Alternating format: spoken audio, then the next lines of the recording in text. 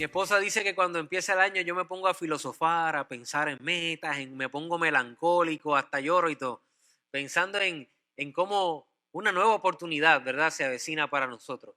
Porque para mí ese es esta oportunidad del año. Realmente, si usted lo ve de manera cruda, es un día más. O sea, que de nuevo cambió. Si no cambiaste tú, no cambia nada. El primer día del 2022 es el día que le sigue al último del 2021. Pero para mí, la forma en que a mí me gusta verlo es como una nueva oportunidad para hacer algo diferente, ¿me entiendes? Un nuevo comienzo, con unas nuevas metas, con unas nuevas ganas de servir al Señor. Y si he cometido algún error en el 2021, pues me da la oportunidad de yo hacer como un renovarme, ¿verdad? Un prender nuevo, un botón nuevo y vamos a hacer algo diferente este año. Y vamos a servir a Dios con pasión y con amor. Así que les animo a todos ustedes. Realmente debemos de saber que nada cambia a menos que yo cambie. Las mejores resoluciones y las mejores metas no producen cambio a menos que yo cambie. Pero también es cierto que si usted cambia, las misericordias de Dios son nuevas cada día, cada mañana, y hay una gran oportunidad para servir a Dios de una manera especial. Y ese es mi anhelo, que este año nosotros como iglesia podamos seguir avanzando a lo que Dios tiene para nosotros, que podamos cumplir el propósito de Dios este tiempo, y debemos de estar así, hambrientos de cumplir el propósito de Dios. ¿Cuántos dicen amén a eso? ¿Cuántos quieren ver el propósito de Dios cumplido en sus vidas este año 2022? Ese es nuestro anhelo y oro al Señor que podamos trabajar para eso, para alcanzar todo lo que Dios tiene. Y hoy quiero compartir con ustedes una palabra que Dios ha estado poniendo en mi corazón. Le he titulado Desafíos en el interior. Desafíos en el interior. En el libro de Mateo, capítulo 15, versículo 11 al 20, vemos una enseñanza tremenda de Jesús y me gustaría utilizarla para ver cómo podemos aplicarla en este tiempo. Pareciera que los discípulos cometieron, ¿verdad?, tal vez una imprudencia para los que estaban alrededor, porque se sentaron a comer con las manos sucias. No se lavaron las manos. Y los que estaban allí comenzaron a cuestionar a Jesús por qué los discípulos de él comían sin lavarse las manos. ¿Por qué no cumplían simplemente los protocolos y los requisitos que estaban ahí, ¿verdad?, para ellos? Y Jesús comenzó a dar una enseñanza tremenda que oro al Señor nos sirva a nosotros como un referente para este próximo año, para este año que ya estamos, ¿verdad? 2022. Dijo Jesús en Mateo 15:11, no lo que entra en la boca contamina al hombre, mas lo que sale de la boca, esto contamina al hombre. Entonces, acercándose a sus discípulos, le dijeron, ¿sabes que los fariseos se ofendieron cuando oyeron esta palabra? Pero él respondió, toda planta que no plantó mi Padre Celestial será desarraigada. Dejadlos, son ciegos guías de ciegos, y si el ciego guiare al ciego, ambos caerán en el hoyo. Respondiendo Pedro les dijo, explícanos esta parábola. Jesús dijo, ¿también vosotros sois aún sin entendimiento? ¿No entendéis que todo lo que entra en la boca va al vientre y es desechado en la letrina? Pero lo que sale de la boca, del corazón sale. Y esto contamina al hombre. Porque del corazón salen los malos pensamientos, los homicidios, los adulterios, las fornicaciones, los hurtos, los falsos testimonios, las blasfemias. Estas cosas son las que contaminan al hombre, pero el comer con las manos sin lavar no contamina al hombre. Meditando en esta palabra y en la realidad que vivimos nosotros todos los días como seres humanos, me di cuenta que la mayoría de nosotros, cuando vemos los riesgos, cuando vemos las batallas que tenemos, cuando vemos las luchas que enfrentamos, las más que resaltamos son las que podemos identificar como luchas externas, ¿verdad? La mayoría de nosotros decimos, pastor, tengo una lucha en mi trabajo, o tengo una lucha con un vecino, o tengo una lucha con un familiar, o tengo una lucha económica. La mayoría de los desafíos que enfrentamos, que resaltamos con facilidad, las resaltamos porque las identificamos como exteriores, ¿verdad? podemos identificar es aquello con lo que luchamos. Es con cierta economía, es con ciertas cosas, ¿verdad? La forma en que nos protegemos es siempre pensando de dónde vendrá el golpe y usualmente esperamos el golpe de afuera, de alguien de afuera. Pero Jesús nos dice un elemento bien interesante. Y es que pareciera que uno de los grandes enemigos que nosotros podemos tener no necesariamente está afuera, sino que se encuentra en el interior. Jesús decía, el problema mayor no es las cosas que nos enfrentamos fuera, el problema mayor son las cosas que ocurren dentro de nosotros. Es dentro de nosotros que se dan los pleitos, los celos, las iras. Es dentro de nosotros que se dan toda una dinámica que de alguna manera nos aleja de Dios. Y para nosotros esto es sumamente importante. Porque enfrentándonos al próximo año, descubrimos que con Dios podemos enfrentar cualquier gigante. Amén. Con Dios usted puede enfrentar cualquier desafío externo. Con el Señor usted puede tener la garantía de que en cualquier evento que usted se encuentre, Él le dará la victoria. Pero no deja de ser cierto que usted puede sabotear de alguna manera el propósito de Dios con las luchas que están en el interior que no identificamos. Como están adentro, a veces no la esperamos. Y al no esperarla, toman ventaja de lo que Dios quiere hacer con nosotros en nuestra vida. Y para mí, viendo la iglesia que se avecina el plan y el propósito de Dios, he tomado esta enseñanza no solamente como algo personal, o sea, o algo que ocurre en el interior del hombre, pero también se da con los grandes ejércitos, también se da con las corporaciones, también se da con las iglesias, con las instituciones. Es en muchas ocasiones los problemas internos que hacen que esa corporación o ese organismo no pueda avanzar a lo mejor que Dios tiene para ellos. La historia está hecha y está redactada con muchas batallas donde ejércitos poderosos perdieron no por la fuerza del enemigo que venía, sino por la debilidad de su propio ejército. Porque interiormente estaban rotos. Porque algunos lograron sobornar a los que estaban adentro, se corrompieron y permitieron, ¿verdad?, ciertas dinámicas que se dieron. Porque de alguna forma ese ejército dividido, no íntegro, daba la oportunidad a que el otro ejército pudiera tomar ventaja sobre ellos. Y me preocupa o me ocupa en gran manera que como iglesia, y cuando digo iglesia no me refiero solo a nosotros, sino a la iglesia del Señor, no estemos prestando atención tanto a los problemas internos como le prestamos atención a los problemas que vienen de afuera.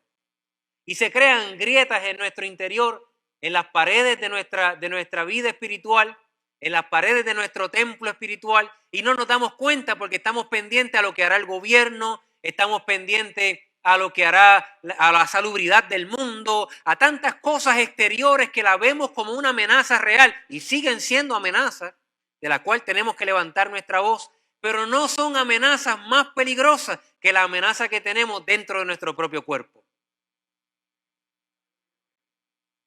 Y es una realidad. Tenemos que vernos a nosotros mismos como sí hay que ser luz en medio de las tinieblas. Sí necesitamos ser mensajeros de justicia. Sí tenemos que advertir al mundo de lo que ocurre cuando no sirves a Dios. Pero antes de hacer todas esas cosas, tengo que asegurarme que mi vida interior esté en orden, que la casa esté en orden y que por lo menos el ejército nuestro está unido y listo para enfrentar las batallas que vengan. Porque no podemos ir como un solo hombre a menos que nuestro interior esté bien. Jesús decía, las cosas que están afuera y que pueden entrar no necesariamente contaminan, pero las que están adentro, si no las cuidamos, son las que pueden contaminar el organismo y finalmente hacer morir al cuerpo. El cuerpo, la iglesia es el cuerpo del Señor. Así que no es lo que entra al cuerpo lo que la daña, sino que lo que está en el cuerpo que puede salir, eso puede dañar al cuerpo. Tenemos que verlo también de una manera profética para nosotros como iglesia. Tenemos que cuidar lo que está en el interior. Tenemos que cuidar el cuerpo. La iglesia tiene que ser cuidada. Y he descubierto en este tiempo buscando al Señor algunos desafíos que vamos a enfrentar como iglesia y que tenemos que tener cuidado como congregación, como iglesia en general, porque esos desafíos los estamos viviendo internamente y si no tenemos cuidado van a corromper nuestro ejército y no podemos hacer frente ni siquiera al ejército más pequeño, porque habrá anatema en nuestro campamento y no tendremos fuerzas para seguir adelante. La fuerza de la iglesia no depende en la capacidad de sus miembros. La fuerza de la iglesia está arraigada en la potencia, en el poder, en la gracia de Dios sobre sus vidas. Somos un organismo espiritual, no somos cualquier organización. Y como un organismo espiritual, el cuidado que tenemos que tener del interior es un cuidado espiritual. Es importante para nosotros como iglesia entender eso. Hoy quiero compartir con ustedes desafíos que se dan en el interior y cómo como iglesia tenemos que estar apercibidos de poder contribuir para la salud de la iglesia. Este mensaje no es para que nosotros estemos buscando en el interior a ver quién ha fallado. No, es una evaluación personal. Cómo yo puedo mejorar y cómo yo puedo contribuir a estar saludable como congregación. Una de las cosas que más me ocupan como pastor es que yo tengo una responsabilidad con la iglesia. Yo no quiero desarrollar una iglesia que sea un centro de entretenimiento para las personas. Yo quiero desarrollar una iglesia que tenga convicción en la palabra de Dios. Una iglesia que tema a la presencia de Dios, que respete y sea guiada por el Espíritu Santo. Una iglesia que sea columna y baluarte de la verdad. Una iglesia que marche sin mancha y sin arruga delante de un mundo que se pierde.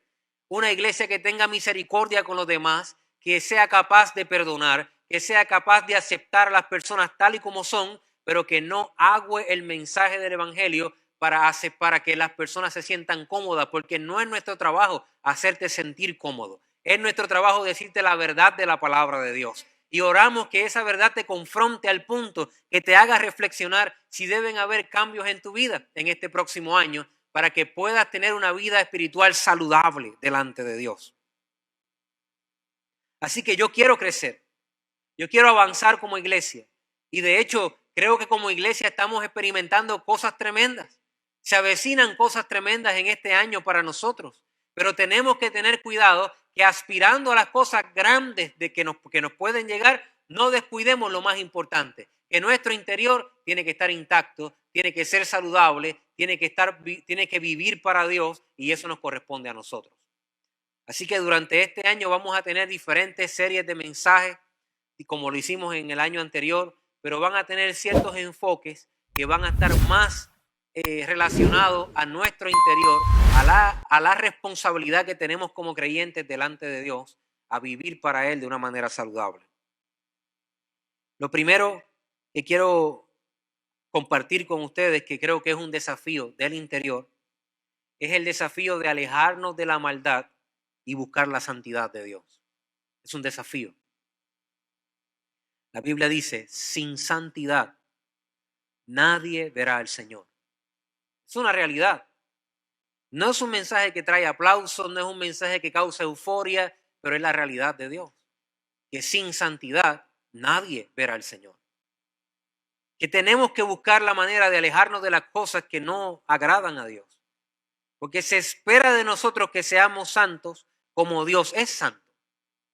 La mayoría de nosotros cuando cometemos errores o fallamos a Dios, utilizamos como excusa la idea de decir, bueno, pero santo es Dios.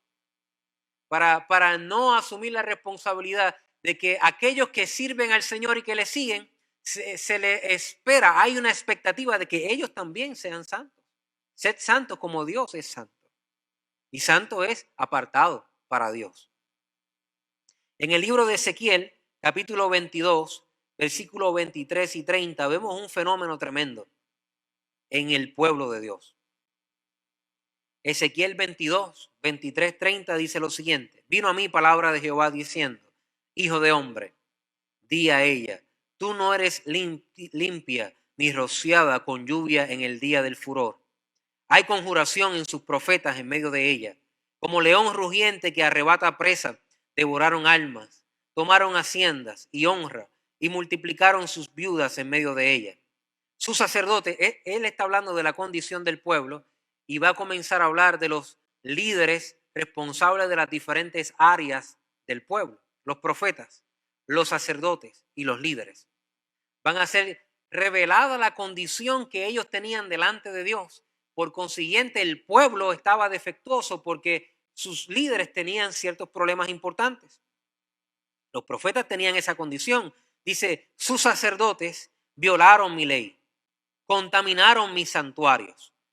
Entre lo santo y lo profano no hicieron diferencia, ni distinguieron entre lo inmundo y lo limpio.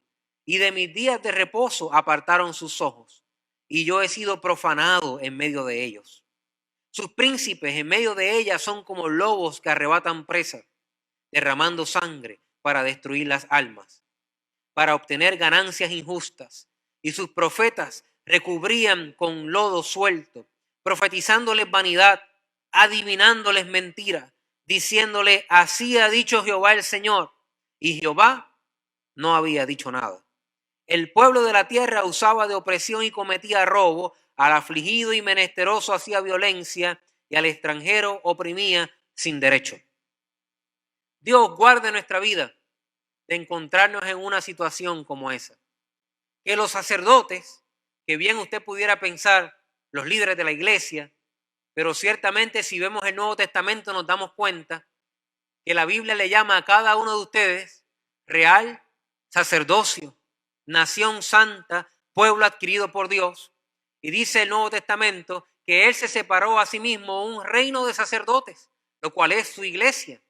Así que cada uno de nosotros somos sacerdotes delante de Dios. Y cuando un sacerdote no puede distinguir entre lo inmundo y lo puro, entre aquello que es profano y lo que es sagrado, tenemos un problema real. La verdad es que como sacerdotes tenemos la responsabilidad de acercarnos a Dios y de pedirle al Señor que nos dé sabiduría para poder custodiar bien nuestro interior y mantenernos puros delante de Él. Los sacerdotes son llamados a la santidad y deben de alejarse de cualquier cosa que ofende a Dios. Amén.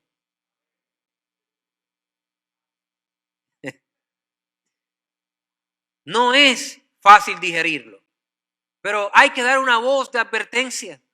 La iglesia necesita velar la santidad de Dios en el corazón de cada uno de nosotros. Cuando digo la iglesia, eso le incluye a usted y a mí.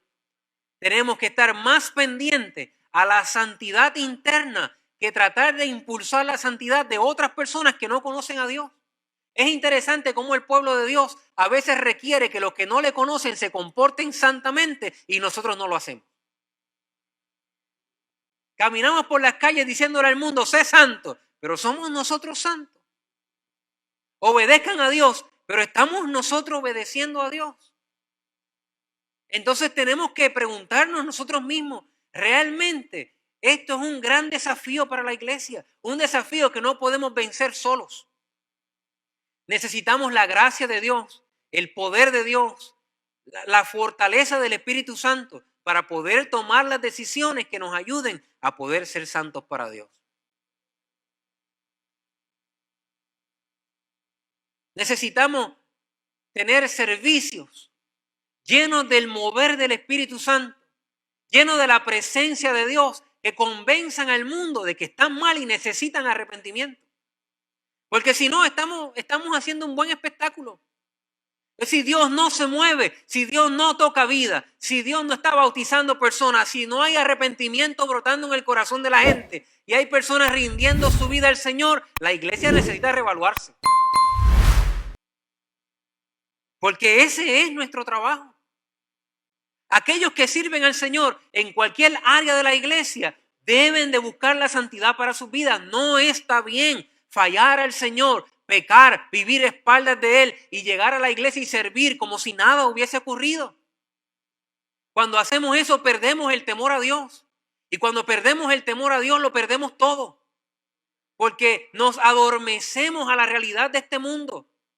Si usted sirve al Señor, eso no le exime de usted fallar. Pero si usted falla, tenga temor a Dios y arrepiéntase. Y ponga su vida a cuentas con el Señor. Porque no puede ser la iglesia ese lugar donde no sentimos ni un poquito no nos sentimos mal a pesar de que hemos vivido a espaldas de Él usualmente.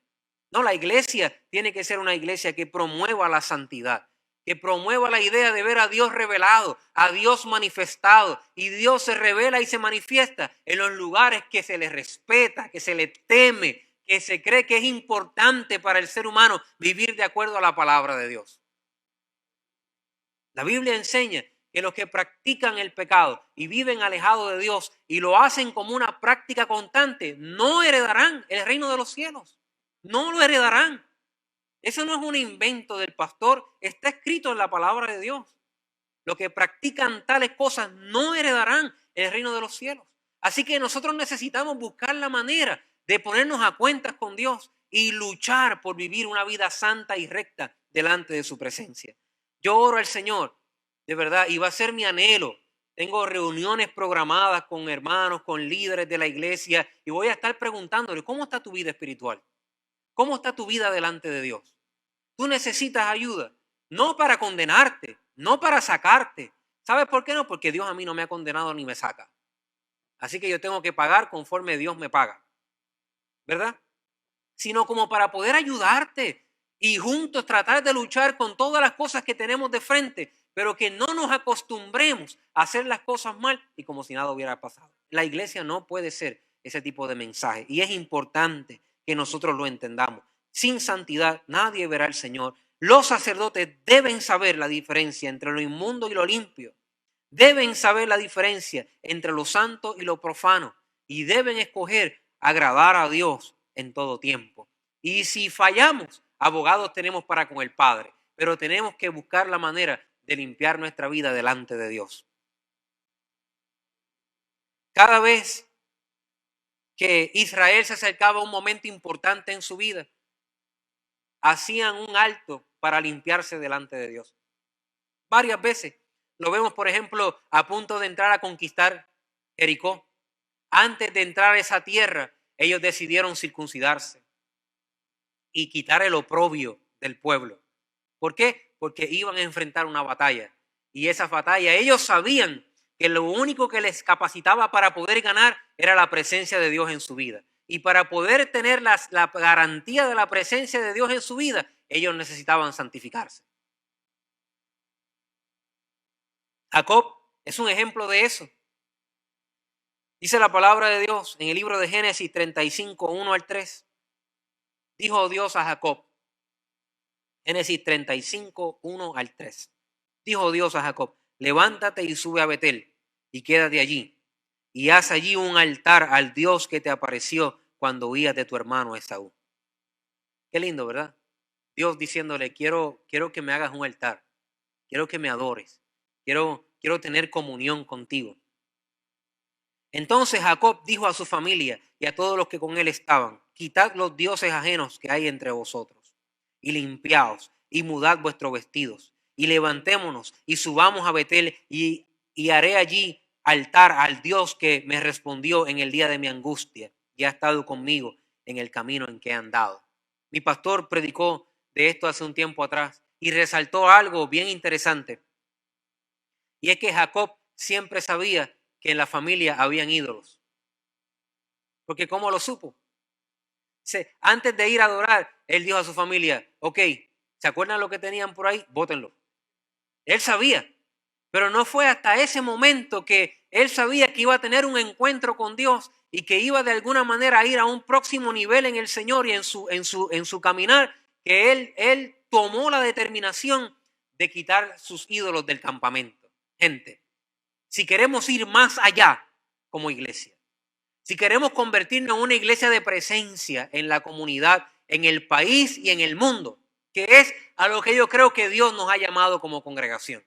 Si queremos seguir escalando peldaños, habitando ciudades asoladas, si queremos seguir ensanchando nuestro territorio y alcanzando todo lo que Dios tiene y viendo la mano de Dios sobre nuestra vida, tenemos que dejar los ídolos fuera.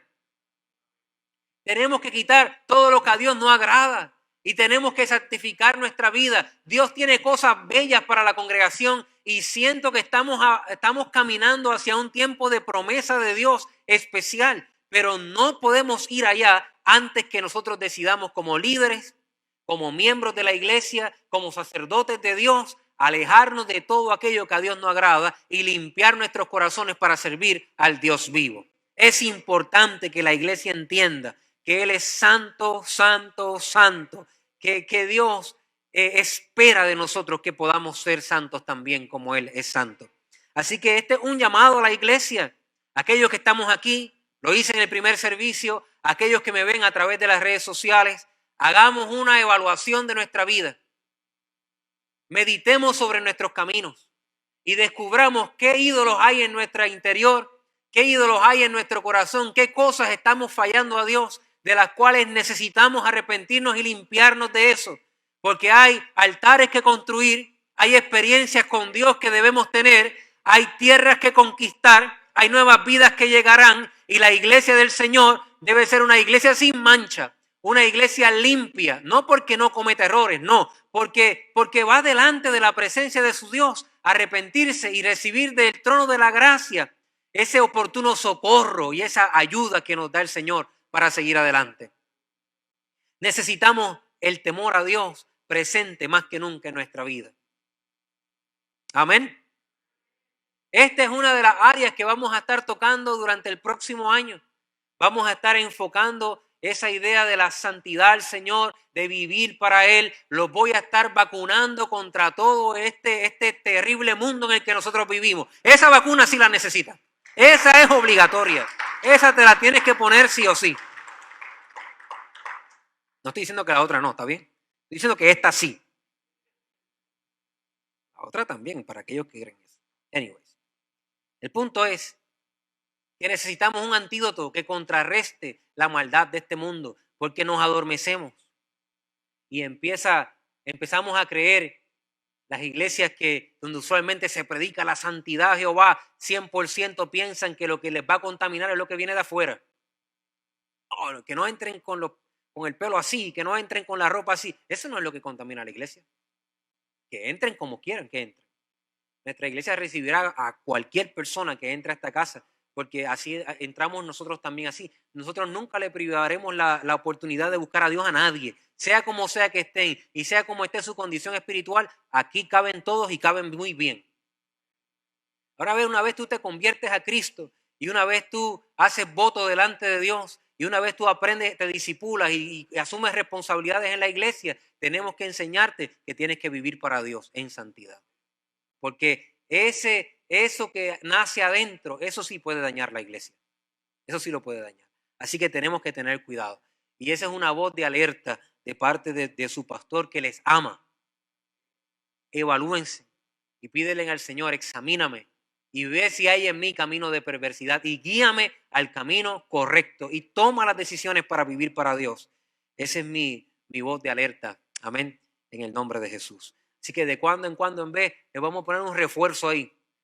Un refuerzo. Hace unos años atrás, yo estuve en California y antes de irme, a punto de irme, había un hermano que quería bautizarse sí o sí y quería que yo lo bautizara. Yo he contado esta historia anteriormente. Y este hermano era enero, por ahí, febrero, o sea, los meses más fríos allá en California. Donde yo vivía, Bakersfield, California, no neva, pero alrededor, las montañas, tú lo ves blanquita, todas llenas de nieve. Quiere decir que el río que pasaba por ahí, por Bakersfield, era así, bien calentito en ese tiempo. Y yo fui a bautizar a este hermano, varios hermanos de ellos, y llegamos allí. Y cuando la punta del dedo gordo de mi pie tocó el agua del río, fue yo creo que la primera vez en toda la historia del cristianismo que un pastor estaba desanimando a la gente a no bautizarse. Y él le decía, mire hermano, piénselo bien. ¿Ustedes realmente se quieren bautizar?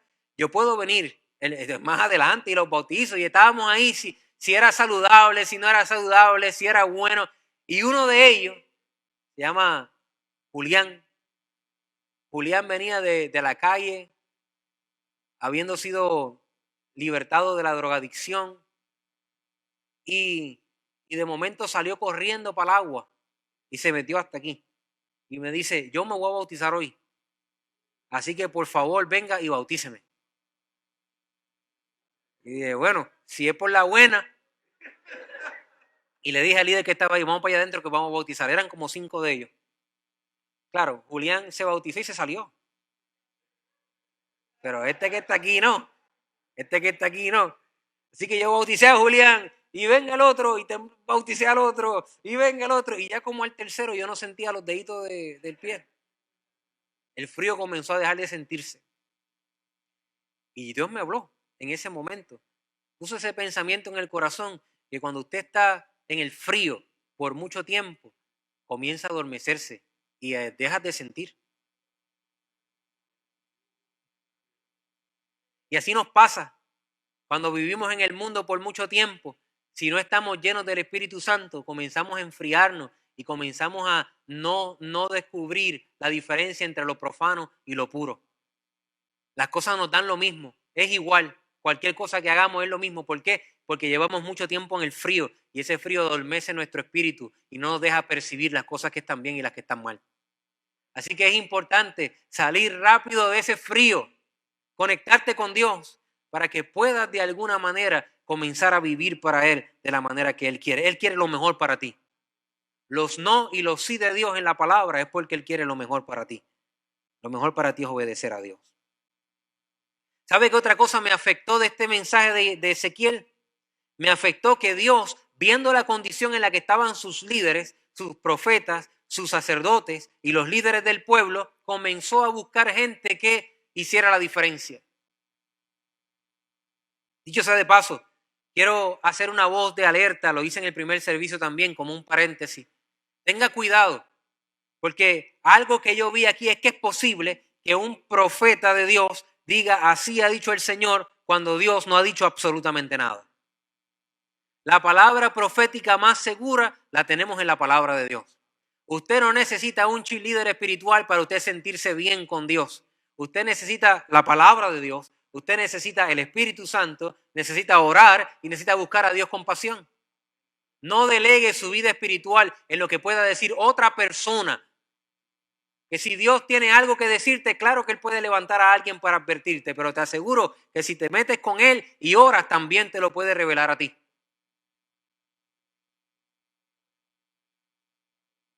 Es mejor que alguien me diga lo que Dios tiene que decir, porque así no tengo que pasar tiempo buscándole. Pero a veces son producto, estas dinámicas se dan producto de la vagancia espiritual, que no somos capaces de nosotros escuchar de Dios.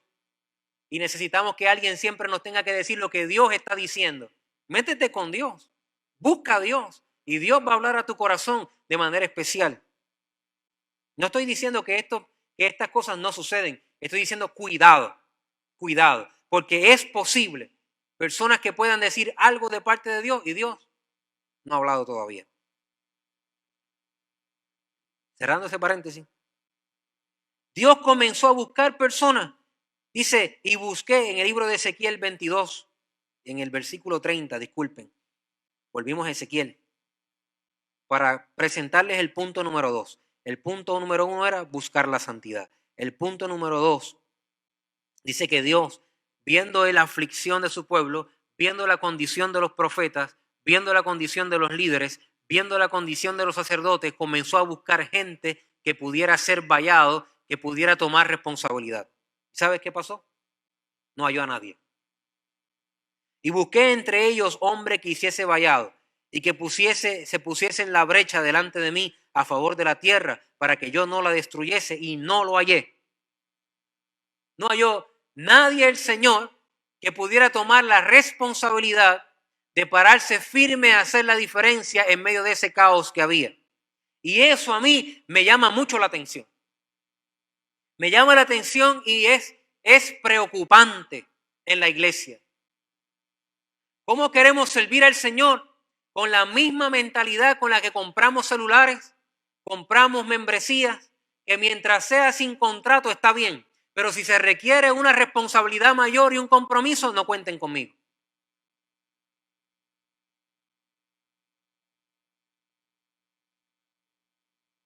Es un problema que necesitamos resolver. Necesitamos en el punto número 2 ser hallados por Dios para la tarea. Si hay una tarea de Dios donde se requieran hombres y mujeres que asuman responsabilidad, usted debe ser capaz de decir, heme aquí, Señor, yo quiero. Pero existe esa falta de dedicación, falta de compromiso, falta de asumir responsabilidad, poca voluntad para pagar el precio. Son cosas de que como iglesia nos tenemos que cuidar. Algunas personas le huyen a la palabra líder y le dicen a la persona, no, yo no quiero ser líder, yo quiero ser un servidor. ¿Y qué tú pensabas que era un líder en la iglesia? Un servidor. Es un servidor. Usted es un servidor. Ese es el título más grande que nosotros tenemos en la iglesia. No es líder, es servidor. Pero ciertamente hacen falta personas que asuman posiciones de responsabilidad, que asuman posiciones de modelaje, que asuman posiciones de compromiso. Porque ¿cómo ha de moverse una iglesia hacia adelante si queremos servir solo sin contrato? Llevamos eso sin contrato a toda área de nuestra relación y nunca nos comprometemos a nada.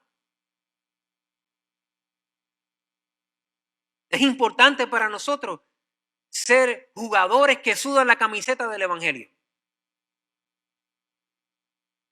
Ser hallados para la tarea. Si Dios está buscando personas, yo quiero que Él me encuentre a mí. ¿Cuántos quieren ser encontrados por Dios? Decía una persona que estaba buscando trabajo, yo busco trabajo y no encuentro. Y le dijo el otro, ¿y cómo tú haces ese ejercicio? Cuéntame, ¿cuál es tu approach cuando llegas al lugar?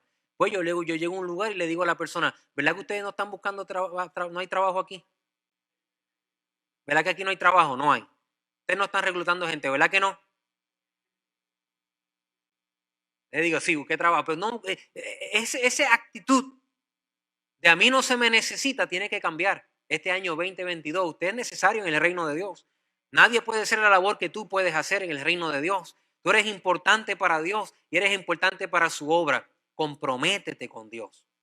Asume responsabilidades con Dios. No le tengas temor a asumir las responsabilidades ministeriales. Tienes que hacerlo. Tienes que buscar la manera de comprometerte fuerte con el Señor. Cueste lo que cueste. Si nos comprometemos para un montón de cosas, ¿por qué no nos podemos comprometer con Dios? Yo no estoy enfogonado, ¿sabes? Yo estoy contento. Estas son palabras de alerta. Este es vamos a cambiar el nombre del mensaje. El refuerzo lo vamos a poner. Esto es un refuerzo. Necesitamos compromiso. Necesitamos buscar a Dios con pasión y darle al Señor todo lo que Él requiera de nosotros. Hace unos años atrás, mientras nosotros empezábamos a caminar con el Señor, mi papá estaba empezando en el Evangelio. Yo todavía no había llegado ¿verdad? A conocer al Señor de una manera que me cambiara la vida. Y entramos a un supermercado cerca de la casa y papi estaba en esas que, como todavía, que a todo el que se encuentra le habla de Dios, ¿verdad? Y entramos en el supermercado, se encontró con un amigo de esos de antes y comenzó a decirle, no, ahora yo le sirvo a Dios y voy a la iglesia y quiero invitarte. Y el señor con el que él estaba hablando le dijo, pero ya tú eres un fanático, te volviste fanático, le dijo a papi. Y mi papá, para aquellos de ustedes que no conocen esa faceta de él, papi conoce bien la diferencia entre un fanático y un jugador. Mi papá es miembro del Salón de la Fama del deporte en Vega Baja. O sea, ese negrito es cosa aparte. Conoce la diferencia entre una cosa y la otra. Y papi lo miró y le dijo, mira, los fanáticos son los que se sientan en las gradas a criticar lo que hacen los jugadores. Los fanáticos, no importa lo que ellos hagan, no cambian el marcador, o sea, no cambian la diferencia del juego, no la hace el fanático. Le dice, eso te hace a ti un fanático y a mí un jugador.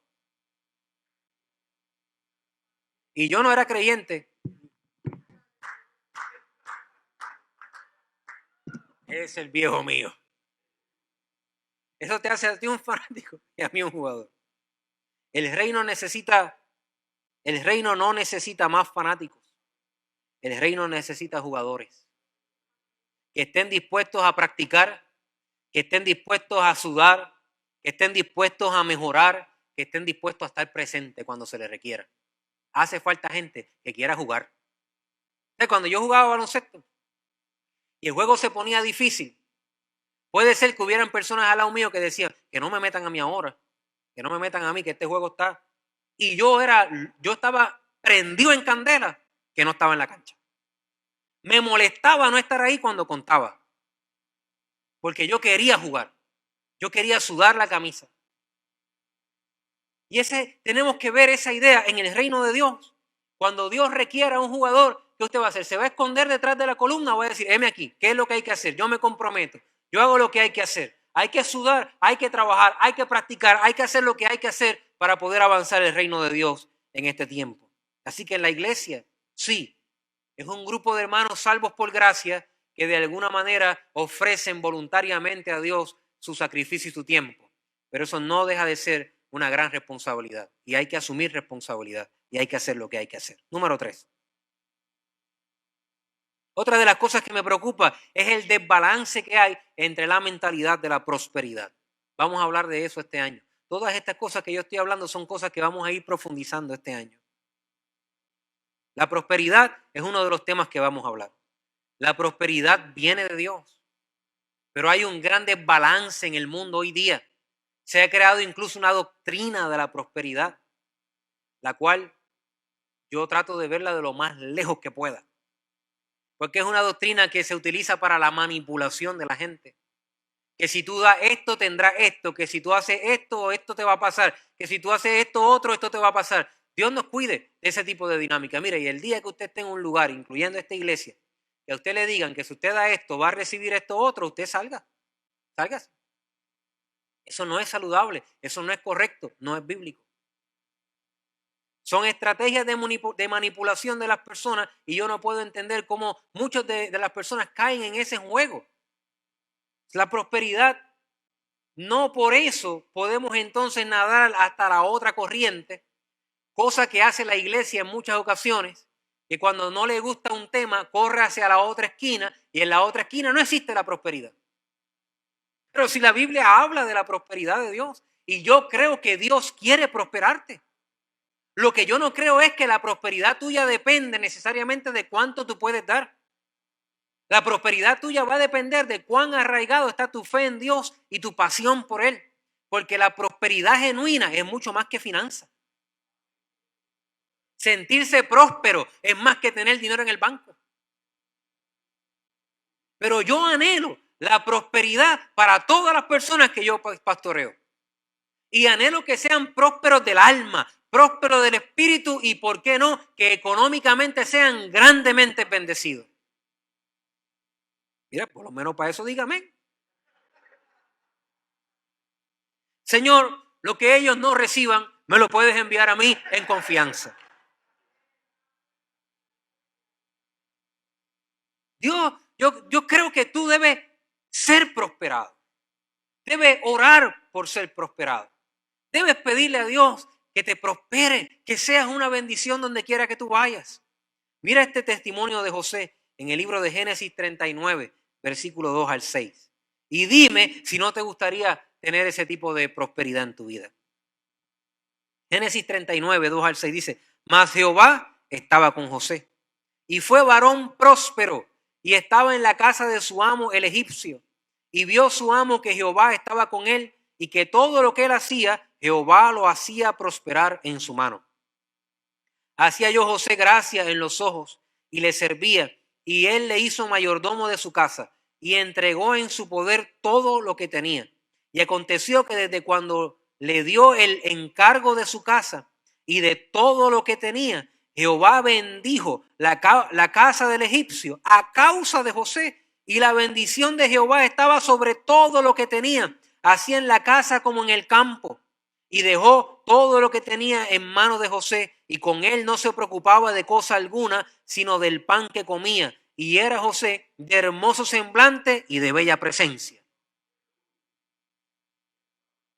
Y para colmo esclavo, en un país ajeno, que no era su país, como usted y yo, que vivimos en un país y en una ciudadanía que no es la nuestra. Se supone que nuestra ciudadanía está en los cielos, pero vivimos en este lugar y vivimos a veces bajo la sombra del faraón de este mundo, haciendo lo que quiere alrededor nuestro. Y vivimos en tiempos difíciles, en tiempos de mucha necesidad, pero eso no significa que Dios no puede prosperarte. Que Dios no puede prosperarte a ti y prosperar. ¿Tú te imaginas que el que te contrate sea próspero? Que Dios bendiga a la persona que hasta te contrata, que todo lo que se te da a ti a la mano para hacer, Dios lo prospera, que el Señor bendice los esfuerzos de tu mano. Gente, yo oro por esa prosperidad. Yo quiero eso en mi vida. Yo quiero estar, porque fíjate que la fuente de la prosperidad del creyente no es su capacidad. Dice, y Jehová estaba con José y fue un varón próspero. Es que si Dios está conmigo en cada cosa que yo hago, Si Dios está apoyando y marchando delante de mí porque yo estoy conectado a su propósito, la bendición de Dios, la prosperidad de Dios será parte de mi vida. Esto es muy diferente a dar para que te den. Es muy diferente. Esto es, busca al Señor de corazón. Pídele al Señor que entre en tu vida, la maneje. Usa la sabiduría que Dios te dio para administrar bien los recursos y los dones y la gracia que te ha dado. Y pídele a Dios que te bendiga, que su favor esté sobre tu vida, para que todo el mundo pueda ver que tú eres un hombre y una mujer próspera, porque Dios está contigo. Yo oro que las personas que están alrededor mío, las que le sirven a Dios y las que no le sirven a Dios, puedan ver la prosperidad de Dios en mi vida y puedan reconocer no solamente que estoy próspero, puedan reconocer que es Dios que me prosperó.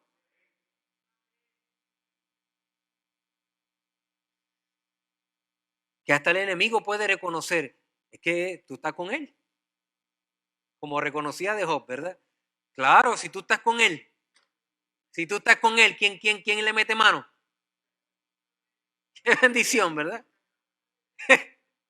Entonces oremos al Señor de esa manera. Yo oro a Dios que la iglesia sea próspera, que usted sea prosperado, que este año usted pueda saldar algunas de sus deudas, que pueda ahorrar más para su retiro, que pueda tener la bendición de Dios sobre su vida, pero también que cuando usted se levante en la mañana, no importa lo que haya en la cuenta de banco, usted se sienta próspero, se sienta bendecido, se sienta contento, se sienta bien de servir a un Dios tan grande, porque Él es un Dios bueno y Él es un Dios fiel.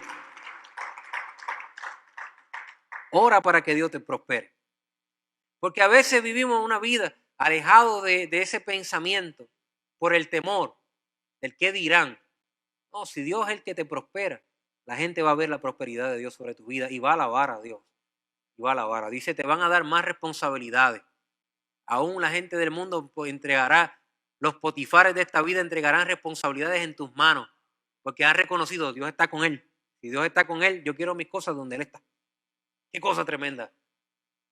Proverbios dice, la bendición de Jehová, Proverbios 10:22. La bendición de Jehová es la que enriquece y no añade tristeza con ella. Esa es la bendición de Jehová, la que enriquece y no añade tristeza con ella. ¿Cuántos están orando para que Dios les prospere? Si usted no está orando por eso, empiece.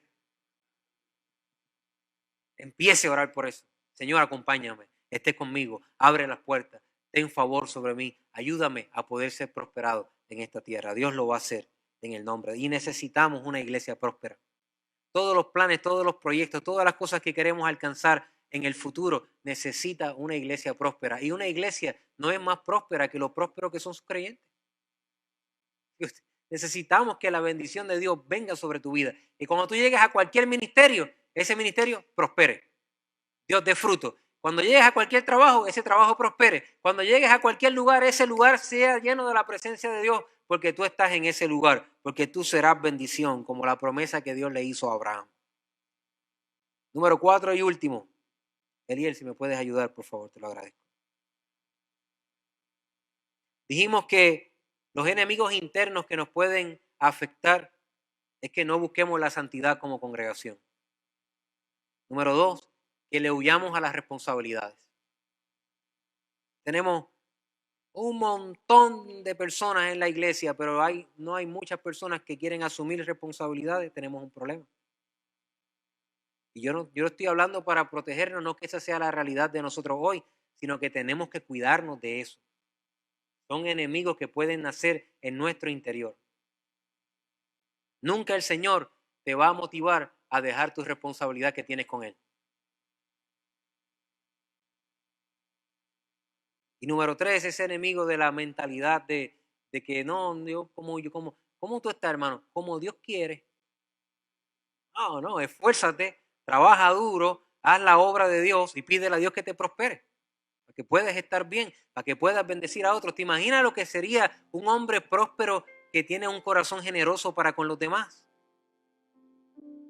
La bendición de poder ayudar a otros, de poder ayudar niños que están en otros lugares que necesitan tal vez recursos. Yo oro a Dios que Dios nos pueda prosperar para que podamos hacer esas cosas. Que Dios te prospere y sentirte pleno. Hablaba yo con los pastores Edgar y Wanda ahorita y decía, mira, nosotros tuvimos trabajos donde antes de servir al Señor generábamos mucho dinero, pero no nos sentíamos prósperos. Ahora sirviendo al Señor sienten una prosperidad tremenda. Y donde Dios los pone, ellos florecen. Entonces hay una diferencia entre esa prosperidad que viene de Dios. Pide esa prosperidad que viene del cielo. Finalmente, iglesia, tenemos que aprender a trabajar en equipo. Tenemos que aprender a trabajar en equipo. Dice un proverbio africano, si quieres ir rápido, camina solo. Si quieres ir lejos, camina en equipo. Hay muchas personas que son buenos haciendo cosas, pero solos. Solos también. Tú los pones a trabajar en equipo, no pueden. No pueden. La iglesia, eso puede funcionar en otras dinámicas, pero la iglesia no puede alcanzar su máximo potencial a menos que trabaje en equipo. Porque nosotros se nos identificó con un cuerpo. Se nos identificó con un edificio. Cada uno de esos componentes necesita el trabajo en equipo. Tener paciencia para poder trabajar en equipo hay una clave. Te la quiero regalar. Trata a los demás como Dios te trata a ti. Y tú vas a poder ser un buen team player. Ten misericordia de los demás como Dios lo ha tenido contigo. Ten paciencia de los demás como Dios lo ha tenido contigo. Reconoce que la persona que está a tu lado trabajando contigo también es un hijo de Dios. Dios o hija de Dios. Dios lo ama y le ama y que es importante en el reino. Tenemos que parar esta visión de individualismo que a veces nos da que no nos podemos ni siquiera disfrutar las victorias de nuestros hermanos. Que sentimos que si no la tuvimos nosotros no es correcto, no es propio, no es bueno. Disfruta la victoria de tus hermanos. Ayuda a los demás a ser mejores. Si alguien tiene una interacción contigo y habla contigo por 5 minutos, ¿cómo sale? ¿Sale mejor o sale peor? Proponte que salga mejor. Proponte que sea una bendición para él, que cuando la gente te vea llegar diga, llegó la ayuda. Llegó alguien que me va a bendecir. Llegó alguien que va a aportar algo positivo a mi vida.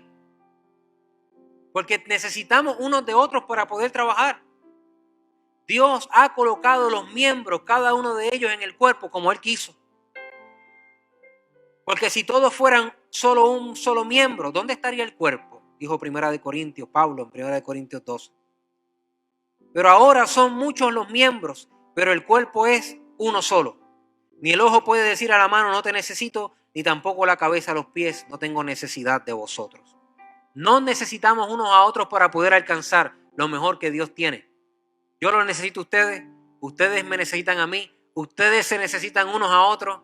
Es importante. Los compañeros tuyos en el ministerio no son tu competencia. Somos un mismo equipo. Somos un mismo equipo y necesitamos apoyarnos unos a otros para poder salir adelante. Como individuos, muchos individuos en un mismo lugar podemos lograr unas cuantas cosas, pero marchando como un solo hombre, como un equipo, haremos proezas tremendas en Dios. Lograremos grandes cosas para el Señor si trabajamos juntos, si trabajamos unos con otros, unos a otros, unos por otros. Verbo que aparece más de 52 veces en el Nuevo Testamento. No hay forma en esta vida cristiana de salir adelante como un llanero solitario. No hay forma. A veces huimos a la idea de trabajar en equipo porque hay personas que son difíciles de trabajar. Pero tú eres difícil también y la gente te ama, hombre. Tú no eres un bombito al pitcher. Y Dios trabaja con nosotros. Y Dios cuenta conmigo. Es un milagro que Dios cuente conmigo. ¿Cómo yo no voy a contar contigo? ¿Cómo yo no voy a contar con ustedes si Dios cuenta conmigo? No deje a nadie fuera. Acostúmbrate a hacer círculos grandes que incluyan a los demás. Sin importar cómo piensen, cómo se vean, porque nos necesitamos unos a otros, iglesia. si queremos lograr realmente lo que Dios tiene para nosotros como congregación, más vale que aprendamos a amarnos los unos a los otros, a soportarnos unos a otros, a cuidarnos unos a otros, a defendernos unos a otros como familia en la fe. Yo quiero enfocarnos este año en muchas cosas, pero principalmente en estas 4. Y me gustaría que pudiéramos estar puestos en pie, por favor. Vamos a buscar a Dios de verdad. Para de jugar con Dios. Escúchame bien. Para de jugar con Dios. No juegues con Dios. Busca a Dios de corazón. Sírvele a Dios con temor, con temblor. Así, con tus altas y con tus bajas, pero buscando al Señor de corazón. Busca la santidad, sin la cual nadie verá al Señor. En el nombre de Jesús. Aleluya. No juguemos con el Señor. No juguemos con el Señor. Dios no puede ser burlado. Por eso todo lo que el hombre sembrare, eso también segará. Porque Dios no puede ser burlado. Busquemos a Dios. Sincerémonos delante de Él. Esta semana que viene, después de Reyes, vamos a convocar un tiempo de ayuno y oración. Vamos a tener la iglesia abierta todos los días a buscar al Señor, a sacar nuestros ídolos del corazón. ¿Les parece?